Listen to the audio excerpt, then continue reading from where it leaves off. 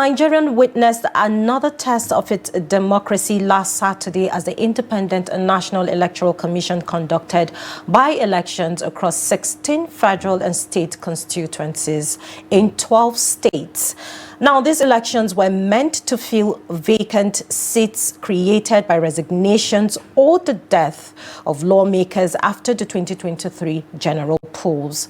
So far, the results released by INEC show the All Progressive Congress APC sweeping 12 of the 16 seats across 9 states, consolidating its dominance in many areas.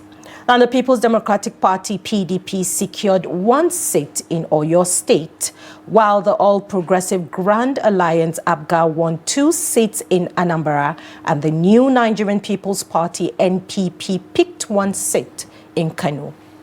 Now, however, the Zamfara by-election remains inconclusive following irregularities.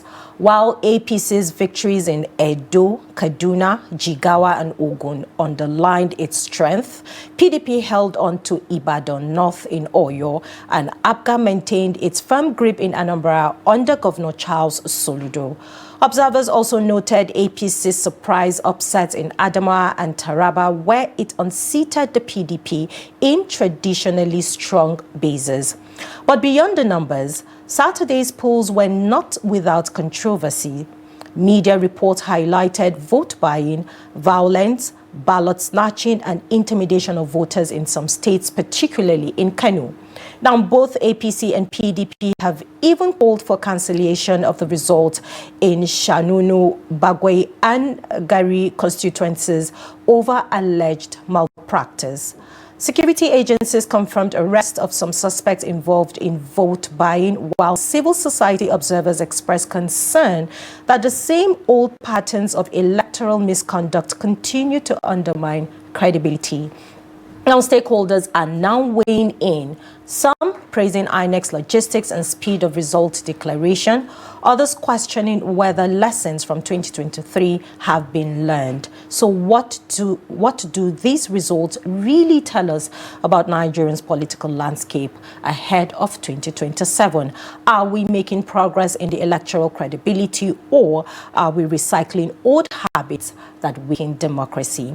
To help us break down the numbers, the controversies, and the wider implications, we have in the studio this morning Dengiyefa Angalapu, a research analyst with the Center for Democracy and Development. He is a political scientist whose work focuses on democracy, identity politics, conflict, and governance challenges in the global south. Thank you so much for joining us this morning. I hope I pronounced your name correctly so I don't go to jail this morning. Well, I think you tried. Good to be here. Amazing. Right, thank you for so much. joining us. So I'll just move straight ahead to vote by, which is, one of the issue that a lot of, Nigerians have been able to point out during the by-election that happened, on Saturday. We saw vote buying in states like Kaduna, we saw in Ogun and others. Now, even with reforms and people crying out concerning, vote buying, no vote buying, we still saw that happening in the by-election. So I would love to hear your thoughts. Now, from your research at the CDD, what really is the reason this problem keeps happening each time we go into elections? Well, I mean, again, it's good to be here. First off, just to say that the fact that vote buying has become a predominant, challenge in our elections today also goes to tell us that votes are actually important. People don't buy what is not important. Absolutely. And if you track the trajectory of vote buying and when it became very predominant in Nigerian political history, you will realize that it came also with the improvement of our electoral system. From 1999 to 2003 to 2007, you will realize that what was in vogue was, ballot box snatching. What was in vogue was ballot box stuffing. At a particular point in time, we had a card reader. Now we have the beavers. That has made it very, very difficult for you to snatch a ballot box and then make sense of it, or even, obtain an election with it. So what now happens is that politicians are now using a new mechanism, which is now predominantly called vote buying. I prefer to call it vote trading because we have the buyers and of course the sellers. So what this particularly means is that our electoral processes are actually improving in some sort, but politicians are also looking for new ways to subvert the system. I think it's very worrisome. Now, why has it become predominant? One, this is widely known. Nigeria currently, it's an economic crisis.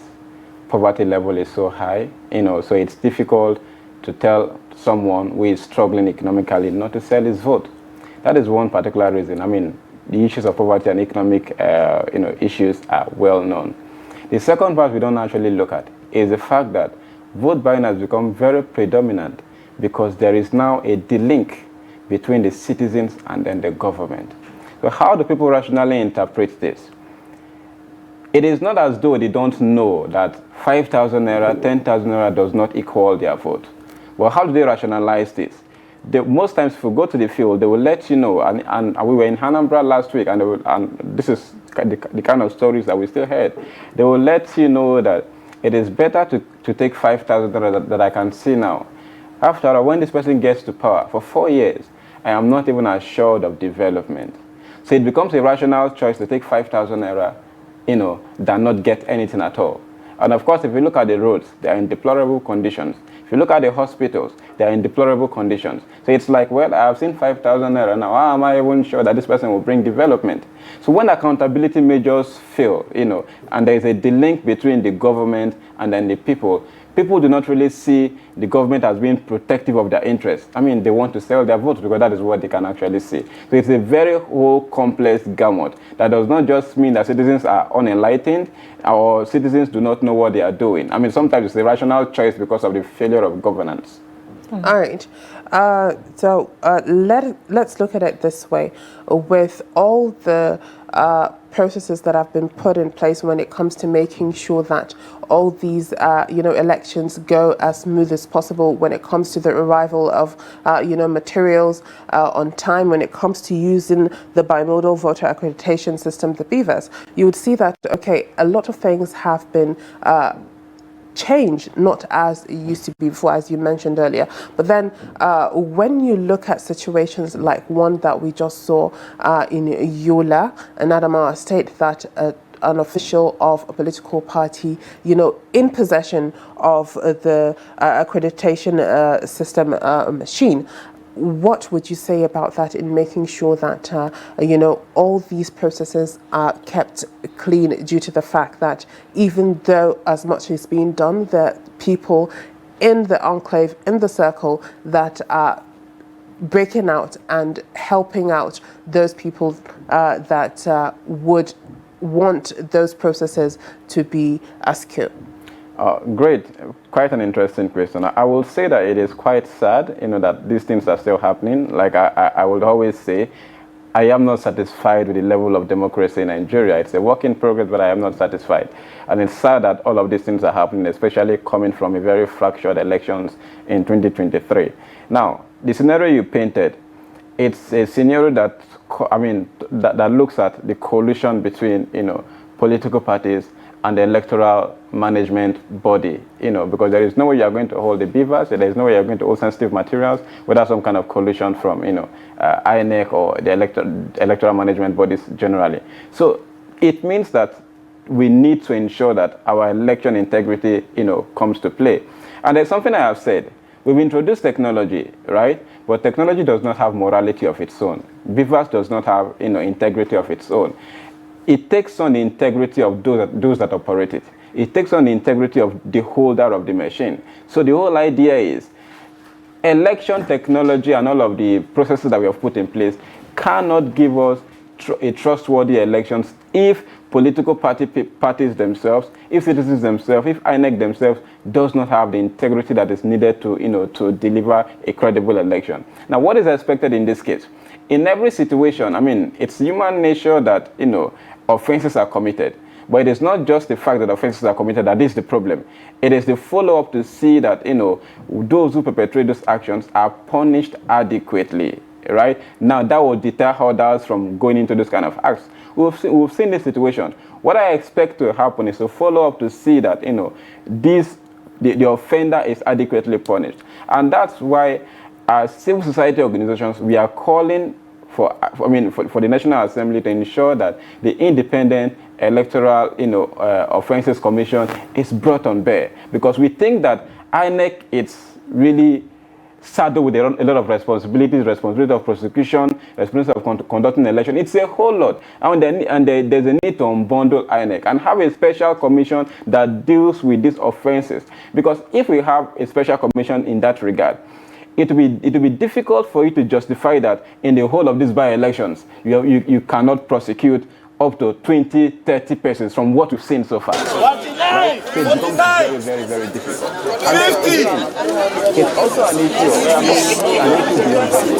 issue right? So while INEC conducts election, INEC is not totally in charge of security, right? The police, the NSDC, and then the ICPC, the EFCC, they are all deployed to serve different security measures, including curbing vote buying and all of that. So we should begin to question all of these institutions, as a whole. So for example, if vote buying took place, our concern really, we can blame INEC for it, but then the fundamental blame goes to the EFCC. How are they performing their functions, functions adequately that, vote buying was able to be perpetrated in such wholesome manner? So it's good to disaggregate these institutions and then, begin to put the blame where the blame needs to be put to, so that we are not talking about INEC needs to be improved, meanwhile the FCC is not improving, meanwhile the ICPC is not improving. If they don't improve, no matter the technology that INEC brings on board, you are still going to see vote buying in 2027. So just to summarize, I would say that,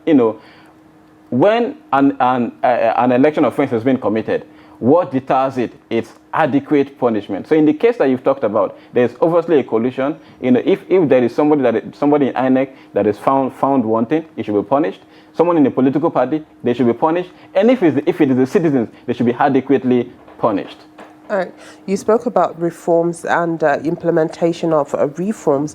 With we have the 2027 elections just around the corner. How do you think these by-elections foreshadow a broader trend when it comes to the 2027 election? Do you think that would be carried over and be done on a larger scale, due to the fact that obviously this is a smaller scale than the 2027 election?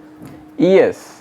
So for me, and then of course for the Center for Democracy and Development, we basically looked at these elections as barometers, for the 2027 elections, how it is going to play out.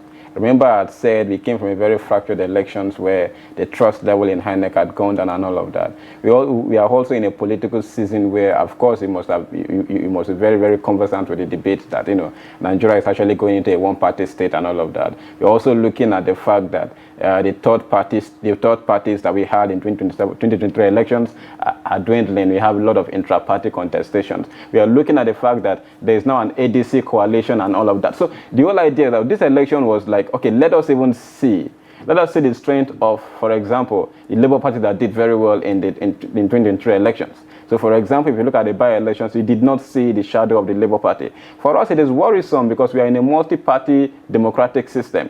With all of the buzz that the coalition is making at Abuja, and with all of the press statements, we did not see the ADC perform so much, in the by-elections, which, of course, for us, it is again worrying, because you saw the APC swept 12 constituencies, right? And then the PDP only gained one in Oyo, that's Ibadan North, which for us, again, it is worrying, because a good election, a good democracy, is anchored on healthy competition. So where is the competition going into 2027 elections?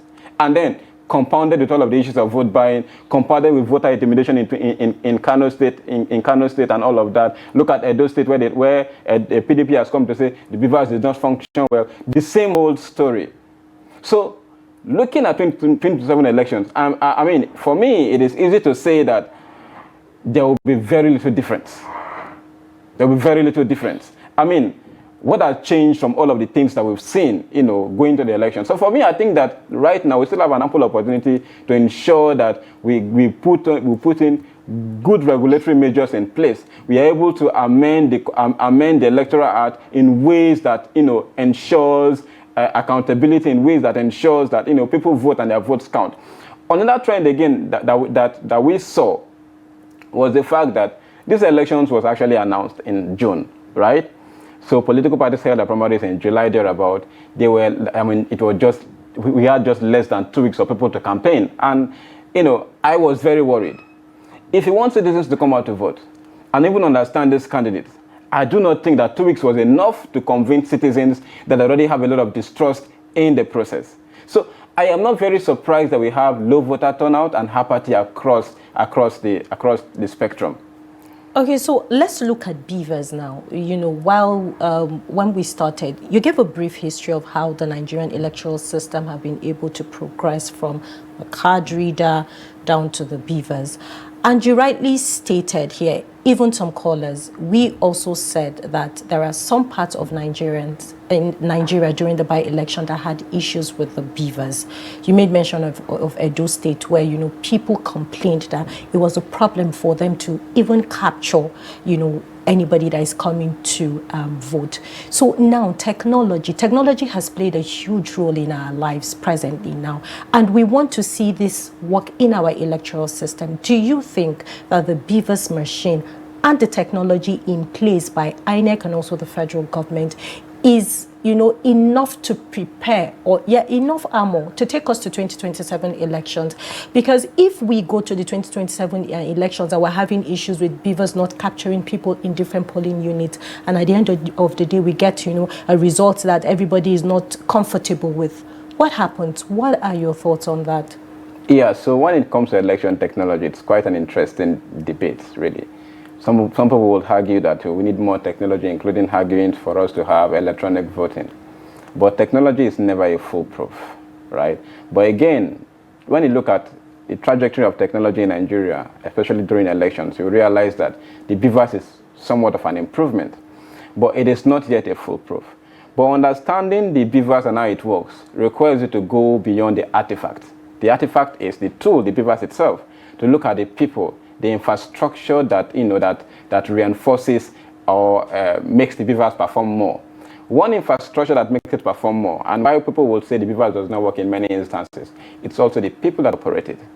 So sometimes you have these core members, we don't use same core members in many elections because they serve for just 1 year and they have to go. So you have to train new core members. Sometimes they don't understand the technology enough and they struggle with this technology at the polling unit. So sometimes it is not that the beaver itself is not working. It is the fact that the person operating it does not have enough knowledge, to navigate the beaver system.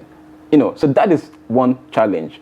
The second challenge, again, that is outside the beavers itself, really, is the fact that have delineated new polling units. So people sometimes do not know their polling unit. So they come with that card for another polling unit. They don't know that they've been transferred to a different polling unit. So they come with that card to this polling unit to vote.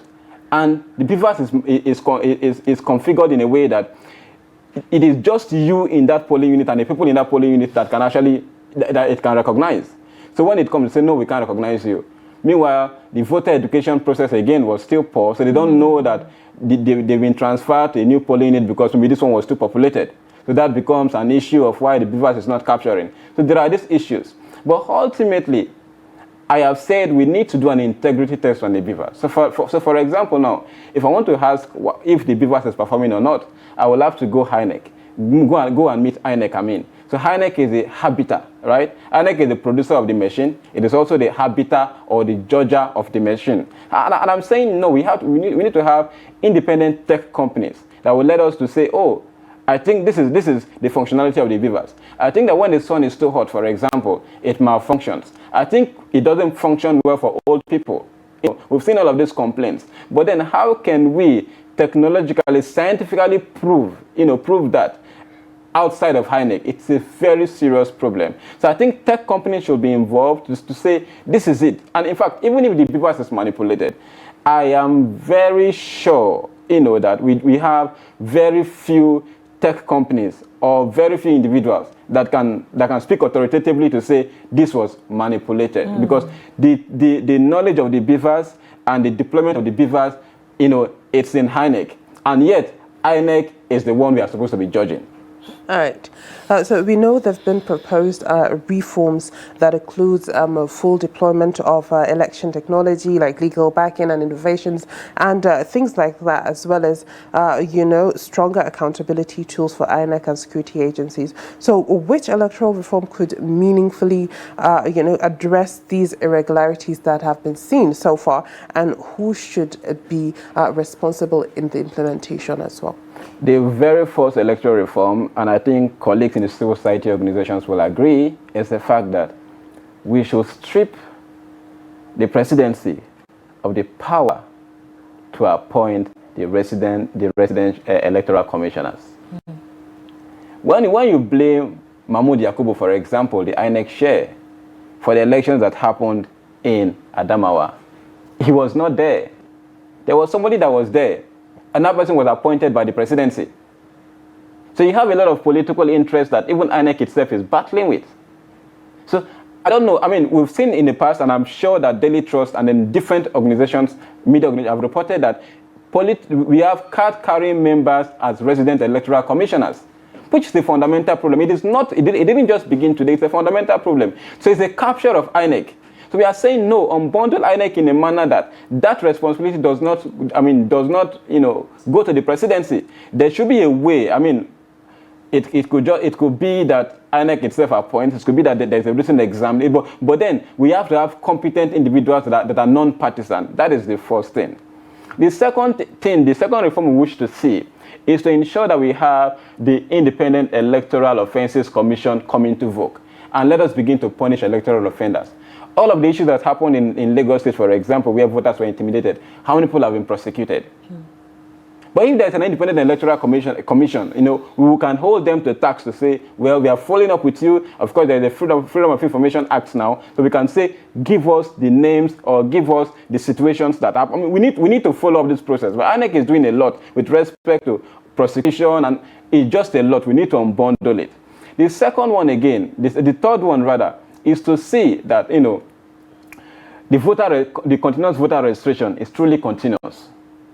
So I don't see why I can walk into, for example, NIMSI office to get my NIN anytime, any day, but when my voter card is lost, I have to wait till INEC decides to open a voter registration window, and then we are all struggling, and the lines are long, and some people are affected, and they go back home and they say, no, I can't take this stress, I can't do it anymore, and then they go back. So let it be truly continuous. And in fact, another argument again, I mean, this is my personal opinion, that we don't even need the voter card. It's an unnecessary expenses, really. The BVAS captures your face, right? Captures your fingers, and it accredits you. The reason why we need a voter card is because the electoral act says they must see one before you're able to vote. So if you're able to amend that part, if it captures you, really, you don't need it. So the whole idea is that all of the money we spend going to print voter card and all of the, we must have eradicated all of that. Do you believe that the national identity card could stand in for a voter card instead of, all the time having to go do a voter's card? If a Nigerian has a national identity card, NIN card, that means they can automatically vote. I completely agree.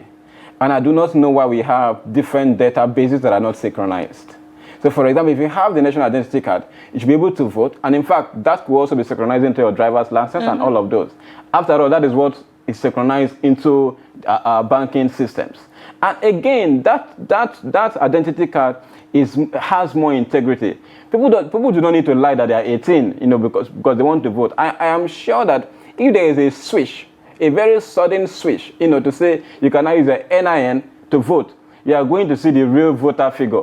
All this underage voting and all of that will be reduced drastically, because there's a lot of, our voter register has a lot of challenges. And that is why when technology came, we are also partly, again, the reason why we're having voter turnout, low voter turnout, might just be that we are truly having our real voter turnout beyond all of the double registration, underage registration that we actually saw, that the BVAS is now coming to curtail. So the whole idea is that the integrity of the card is in question because people lie, to ensure that they are able to get into the system for electoral benefit.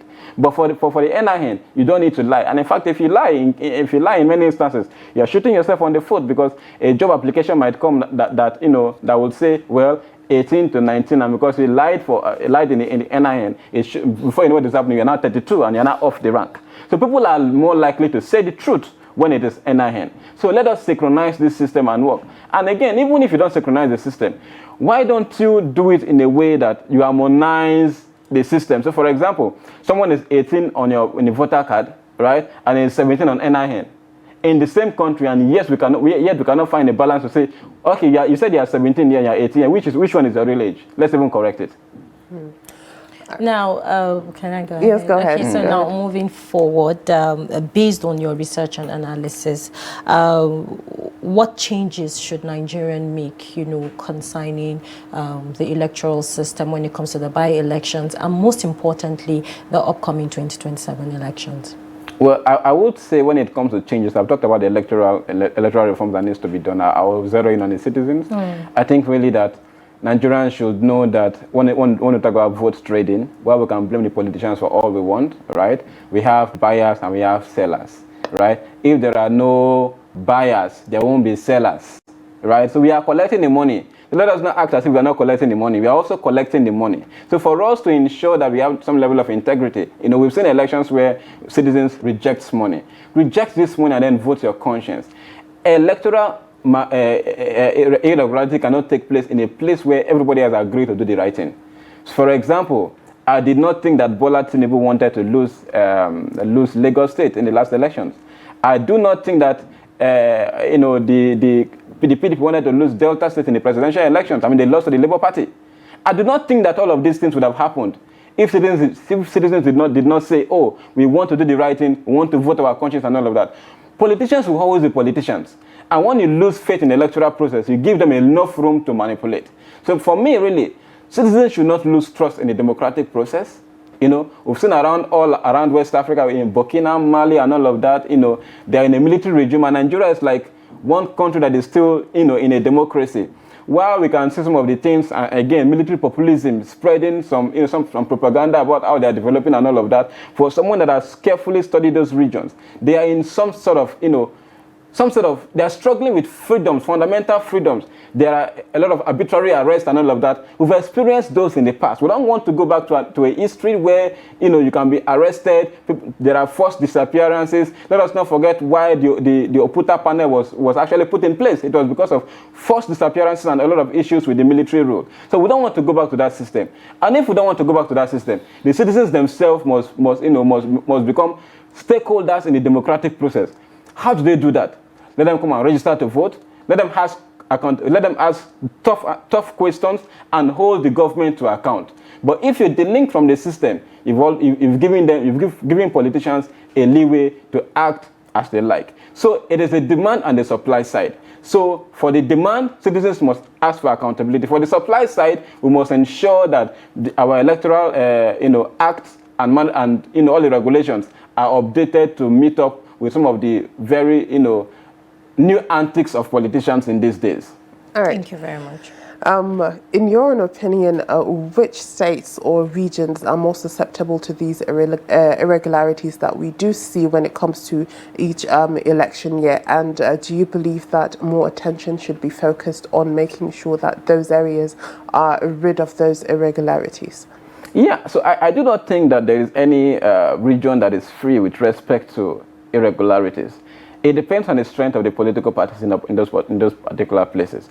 So, for example, you historically see that places like Lagos, for example, where you now have a bit of LP, APC balance, and you are going to see a lot of struggle. I mean, places like Kano State, for example, where APC is trying to make inroads, and the NNPP is saying, no, this is the only state we have. You can't, take this particular one. You're going to see a lot of struggle. So, if you want to understand how some of the permutations take place, you are going to look at what is the strength of the APC in that state? What is the strength of the PDP in that state? What is the strength of the Labour Party in that particular state? So, I mean, for example, we saw that Rivers State, for example, the last election was something that was very rancorous because, I mean, a Governor Wike who was in PDP was trying to see that he delivers for the APC, and Labour Party also as a new party at that particular time was struggling to make inroads into the party. So there was a lot of struggle. So when you see that a particular political party is weakened in a particular place, I mean it is almost zero.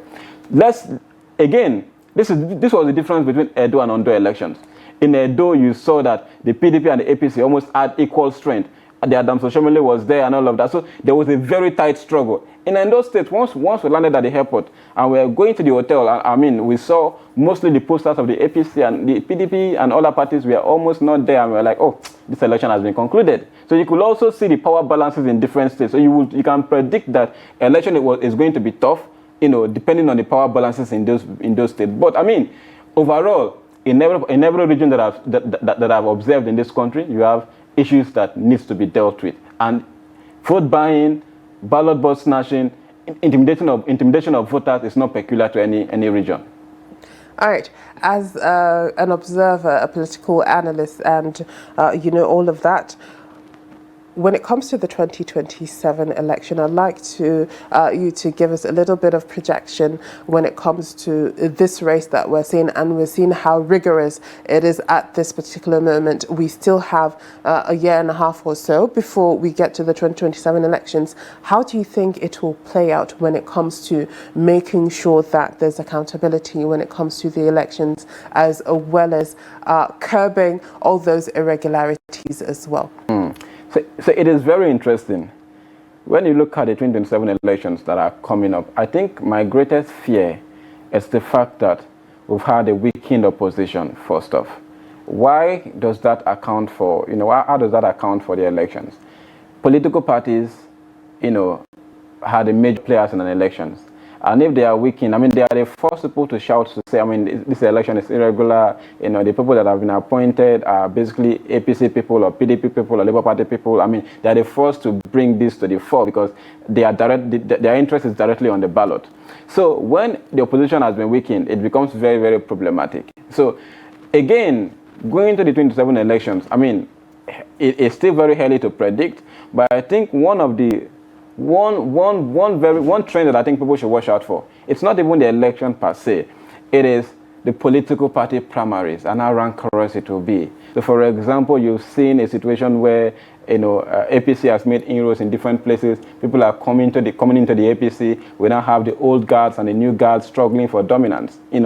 And politicians, as they will always be, will want to contest to see that, oh, I am the one that want to be the governor and all of that. And political settlement in the APC is not enough to accommodate all of those interests. And that is where it will become very rancorous. So you're going to be seeing some people that are, again, the wave of defection that we're going to be seeing, will come back again when it gets near to the elections. Because you see people saying, oh, I thought when I come to the APC, I'll be accommodated. And I realized that, I mean, from the primaries, and there are some people that have already held sway in the party. So you're going to be seeing all of those come into play. The second thing that I think that we need to really watch out for, really, it's the appointment of resident electoral commissioners.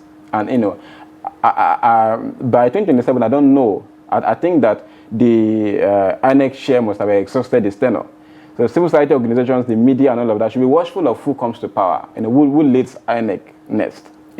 Till today we are talking about Jiga and all of the processes that came on. So we should be interested in looking at the track record of this particular person, because it is one way for him to really bring back that trust. Because what we fear that is going to happen in 2027 election will be that citizens will delink from the process. They will vote our party. People will say, well, we voted in 2023 and then nothing happened and all of that. And then so the trust in our electoral process has actually gone down. So it means that the person that they will bring to power, or that they will appoint INEC chair, has a lot of work to do. And the work that has to be done is not just by speaking to the people, it's by speaking to the people with your track record, showing that I will deliver a free and fair, credible election. So again, just to summarize, the political parties and the state of the political parties in Nigeria currently is something that we need to watch out for. The electoral reforms that are being put on board is what we should watch out for. What bolstered the faith of many people in the 2023 elections was the introduction of beavers. But I don't know what I can say, that has bolstered the trust in people for 2027 elections. So we have to find that magic, that will make people to say, well, this is a new introduction. So let's even try again to see if something better will happen. All right, thank you so much, Mr. Dengiyefa Angalapu, right? All right, so it was a pleasure having you here and helping us analyze, all that happened in the last by-election. Thank you so much for being here. Thank you for having me. Thank you. Thank you for having me.